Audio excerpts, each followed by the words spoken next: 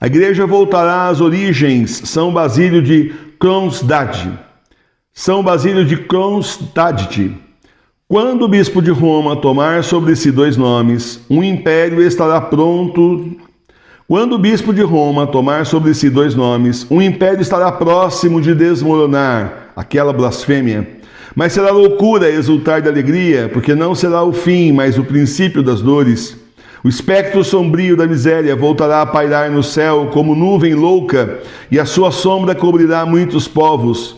Faltará o pão também nos países ricos. As guerras rastejarão sobre a terra como serpentes venenosas. Tudo se arruinará, porque todos falarão de amor, mas já ninguém terá amor pelo próximo. Os cristãos serão numerosos, mas terão esquecido as leis cristãs, e a sua fé será de palavras. Aos patriarcas, ao bispo de Roma, que banhará a terra com o seu sangue, o céu confiará a missão de fazer regressar a igreja às origens. Será este o momento de abandonar os palácios para regressar à humildade, na paz das catacumbas, de reviver a igreja dos mártires da fé. Se não germinar o amor, cairá um segundo império e com ele Roma. Então, vamos lá? Quando um bispo de Roma tomar sobre si dois nomes, João Paulo II, isso.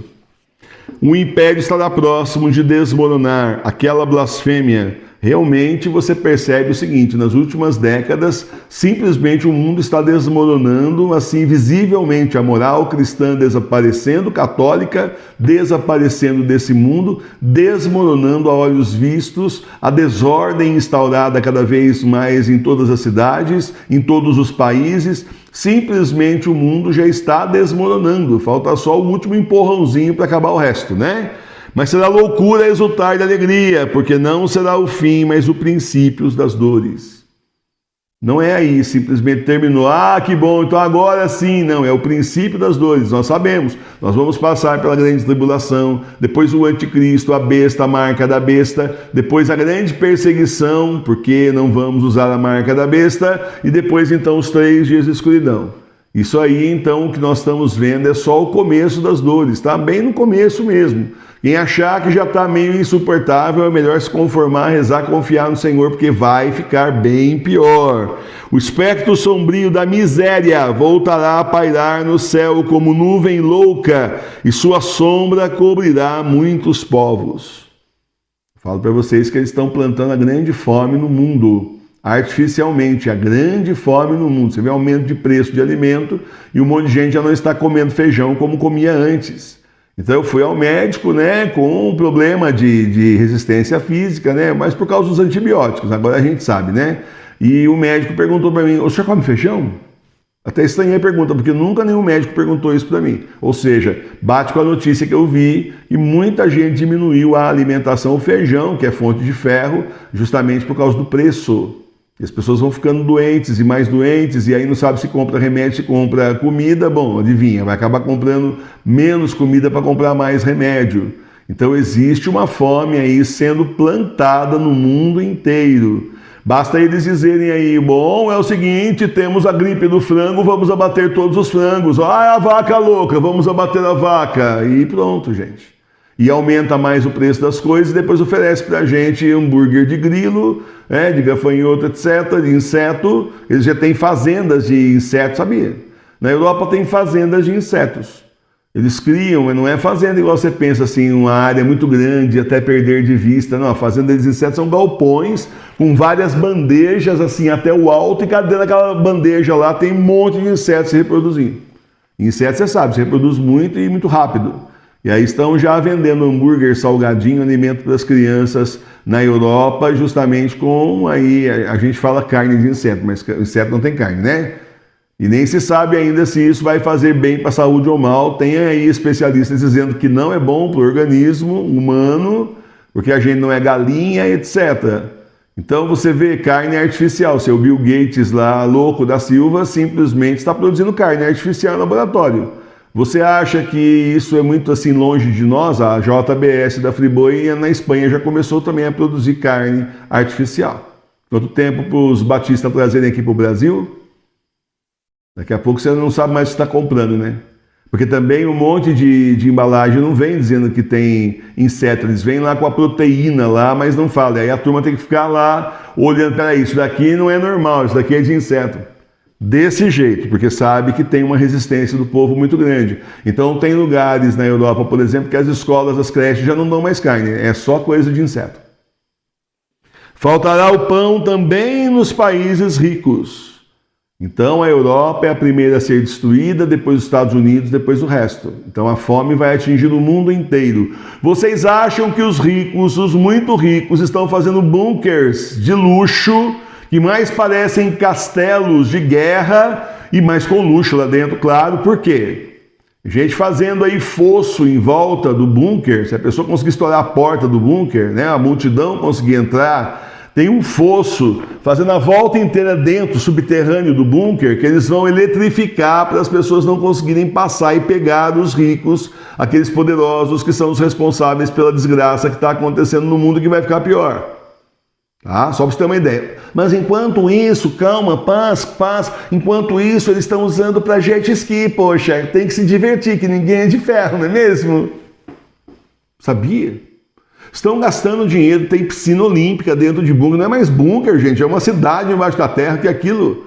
Igual está acontecendo com o dono do Facebook aí, que está fazendo isso também. Ele comprou uma big numa área enorme lá nos Estados Unidos, numa ilha lá, e o resultado da história é que simplesmente ele está construindo assim, um complexo assim, empresarial, sala de reunião, um monte de coisa, e embaixo para ele, para os que interessam para ele, um bunker de luxo também. Estão gastando milhões para fazer esses bunkers de luxo.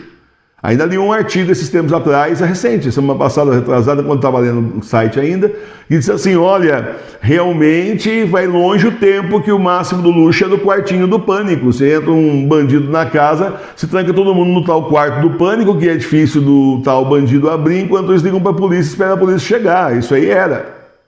Mas ó que vida dura desses ricos. Oh, que vida triste e cruel para eles, não é mesmo? Já teve uma rica aí nos Estados Unidos dizendo, o único problema nosso é o seguinte, como é que nós vamos fazer para pagar os guardas, os seguranças, porque não vai ter mais dinheiro? Como é que nós vamos fazer para pagá-los então? Oh, que dúvida, vamos ficar sem seguranças, marido? É, desse jeito.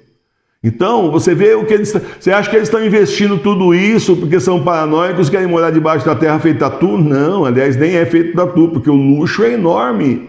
Inclusive com ar assim, que é purificado de novo, renovável, e mais horta lá dentro para não passar fome. Eles estão esperando um grande tempo de tribulação e de turbulência política e social.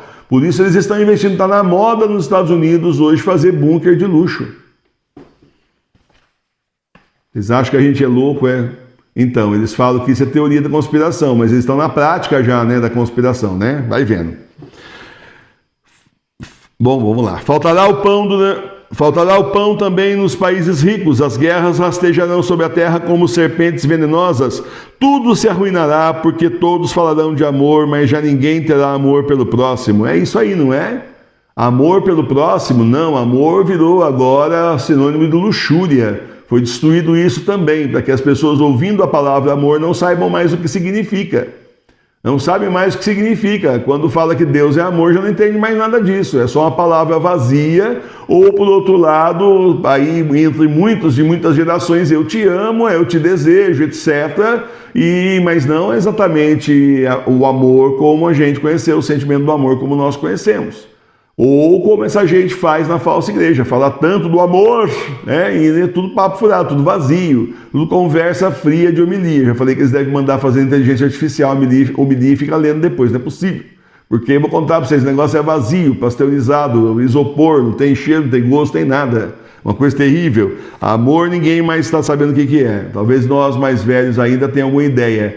Mas esse pessoal aí agora, mais que, né? E só falam da misericórdia, de amor, de tudo de forma vazia, que não tem nada a ver com Deus. O esquema era esse, o esquema era esvaziar tudo para que as pessoas ouvindo não entendam o que o Senhor está falando. Os cristãos serão numerosos, mas terão esquecido as leis cristãs e sua fé será só de palavras.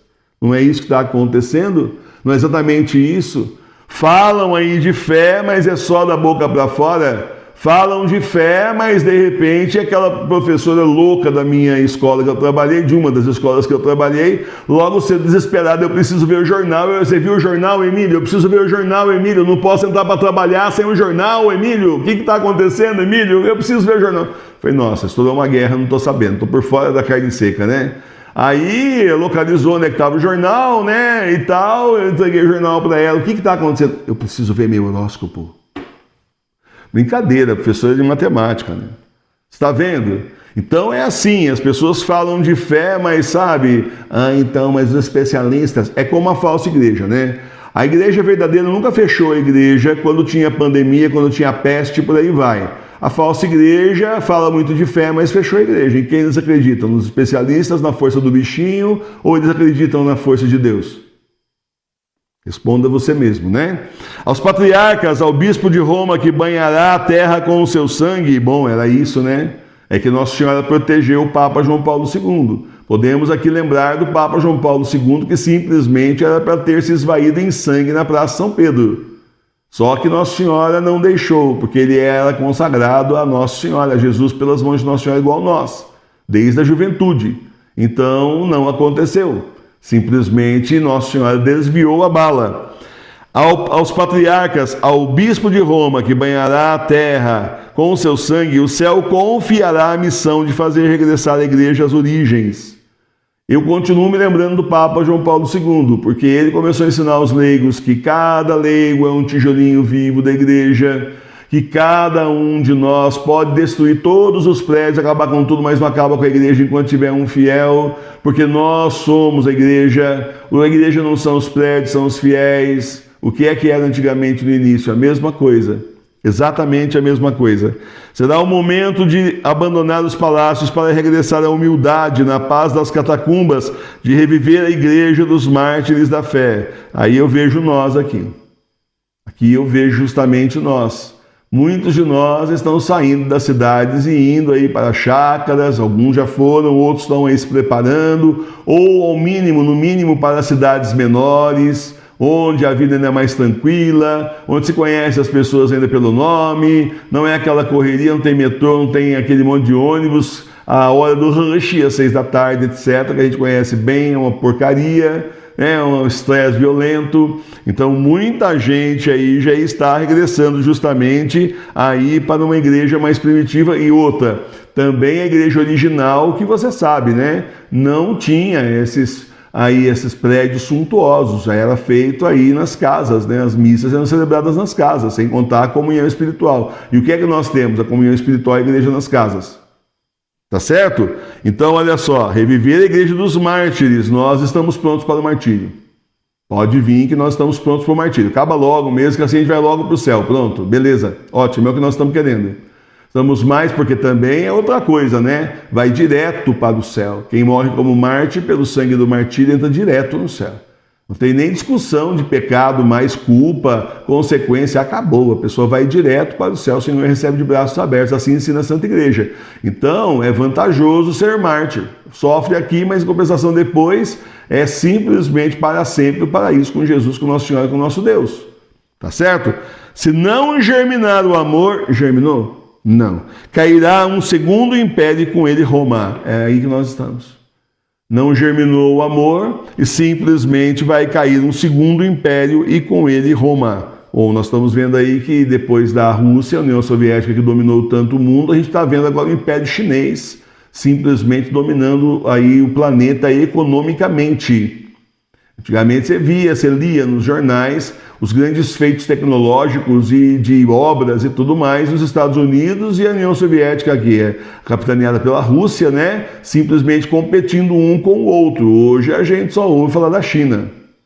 A China está construindo a maior ponte do mundo, a China está fazendo a maior estrada do mundo, a China está fazendo não sei o quê, agora descobriu não sei o que lá, agora está aí...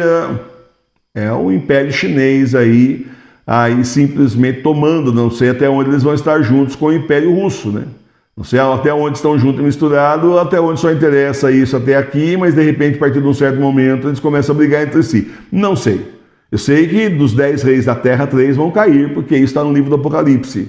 Então, meus irmãos e minhas irmãs, cairá um segundo império e com ele Roma. E nós sabemos por outras profecias que Roma será destruída, justamente pela falta de fé, pelo escárnio com o Senhor, também aí pelas blasfêmias, por tudo que está acontecendo, Roma será destruída. Tal cidade eterna não era tão eterna como todo mundo falava. Ela vai ser destruída sim.